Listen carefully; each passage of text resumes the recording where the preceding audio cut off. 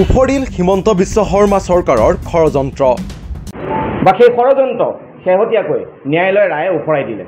APSC কেলেংকাৰীৰে জড়িতক ৰক্ষণাবেক্ষণ দি আহিছিল চৰকাৰে। কাৰণ এই ২.৫ বছৰীয়া কালত ডক্টৰ হিমন্ত বিশ্ব শৰ্মা নেতৃত্বাধীন চৰকাৰখনে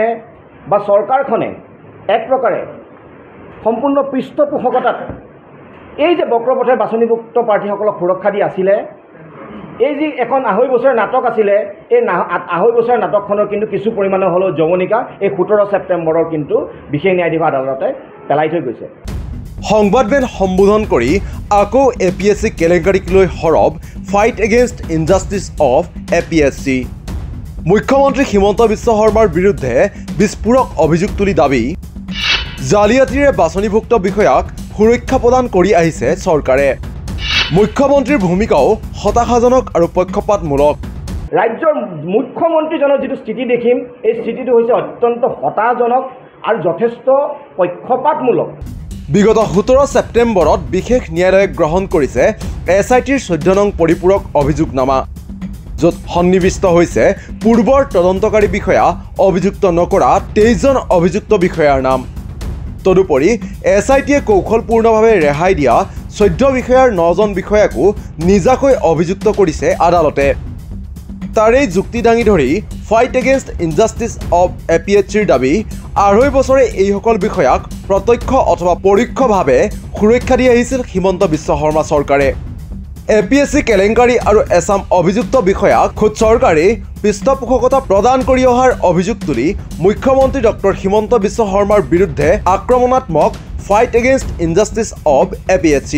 বিশেষ ন্যায়ালয় আছে, এই বিশেষ ন্যায়ালয়ে যিখন আমাৰ SITৰ যিখন ১৪ নম্বৰ তেওঁলোকৰ ছাপ্লিমেণ্টাৰী চাৰ্জশ্বিট আছে, সেই ছাপ্লিমেণ্টাৰী চাৰ্জশ্বিট গ্ৰহণ কৰে আৰু যিখন ছাপ্লিমেণ্টাৰী চাৰ্জশ্বিটত তেওঁলোকে ২৩জনকৈ বিষয়াৰ নাম সন্নিৱিষ্ট কৰিছিলে।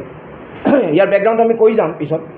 এই ২৩জন বিষয়াৰ নাম সন্নিৱিষ্ট কৰাৰ উপৰিও ১৪জনকৈ এনে বিষয়াৰ নাম সন্নিৱিষ্ট কৰিছিলে যিসকলক তেওঁলোকে চাৰ্জশ্বিটৰ ১১ নম্বৰ কলামত নট চেণ্ট আপ বুলি লিখিছিলে, অৰ্থাৎ তেওঁলোকৰ বিৰুদ্ধে উপযুক্ত তথ্য প্ৰমাণ অভাৱত তেওঁলোকক মানে দোষী সাব্যস্ত কৰা নাই বুলি তেওঁলোকক প্ৰেৰণ কৰিছিলে।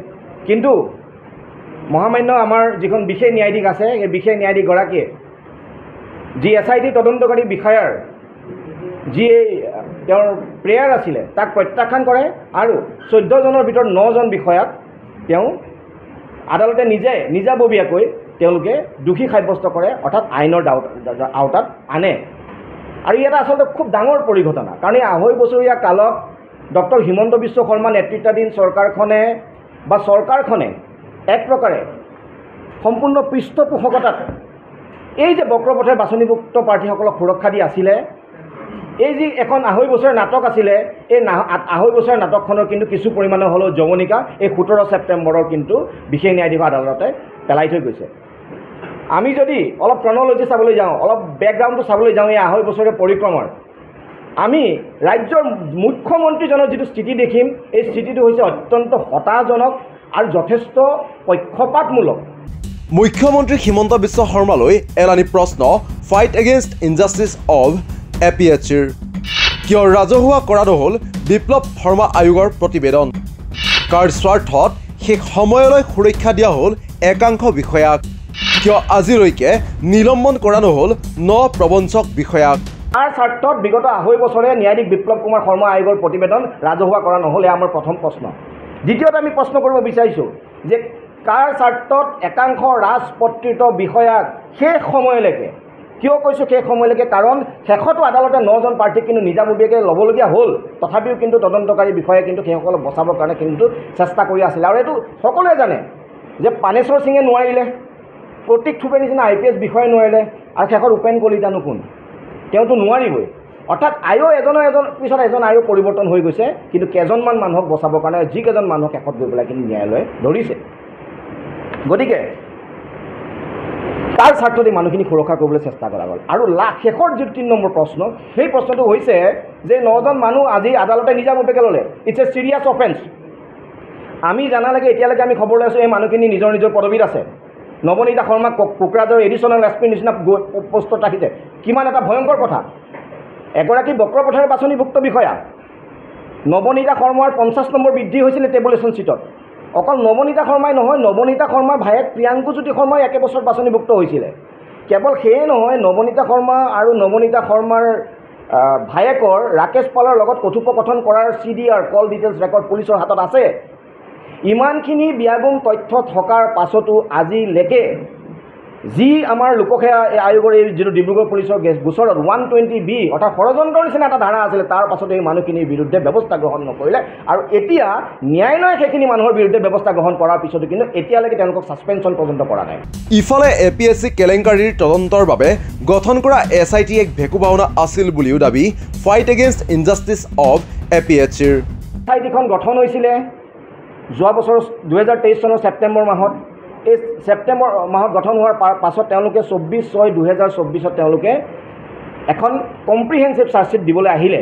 আৰু সেই কম্প্ৰিহেনচিভ চাৰ্জশ্বিটখন দেখি সেই সময়ৰ যিজন বিশেষ ন্যায়াধীশ আছিলে, বিশেষ ন্যায়াধীশজনৰ মানে চকু কপালত উঠে। কিয়নো তেওঁ দেখিছে যে একাংশ বক্ৰ পথেৰে বাছনিভুক্ত প্ৰাৰ্থীক নম্বৰ কি কৰা গৈছিলে 107ৰ পৰা 187লৈকে, 69ৰ পৰা 129লৈকে, অৰ্থাৎ এনেধৰণৰ নম্বৰ বৃদ্ধি কৰা কিছুমান প্ৰাৰ্থীও আছিলে। এয়া তেখেতৰ 24/9/2024 অৰ্ডাৰত লিপিবদ্ধ আছে। কিন্তু ইমানখিনি থকা স্বত্তেও মাত্ৰ 4জন নে 5জন মাত্ৰ প্ৰাৰ্থীক মানে অভিযোগনামাত নাম সন্নিৱিষ্ট কৰি বাকী সকলো বিষয়ৰ বিৰুদ্ধে আমাৰ সেই সময়ৰ তদন্তকাৰী বিষয়া প্ৰতীপ চুগে ডাঙৰীয়াই তেখেতে সেইসকলৰ বিৰুদ্ধে মানে প্ৰচিকিউটেবল কোনো এভিডেঞ্চ নাই বুলি কৈ সেইসকলক দোষমুক্ত সেইসকলৰ বিৰুদ্ধে কোনো ধৰণৰ অভিযোগনামাত উল্লেখ নকৰিলে।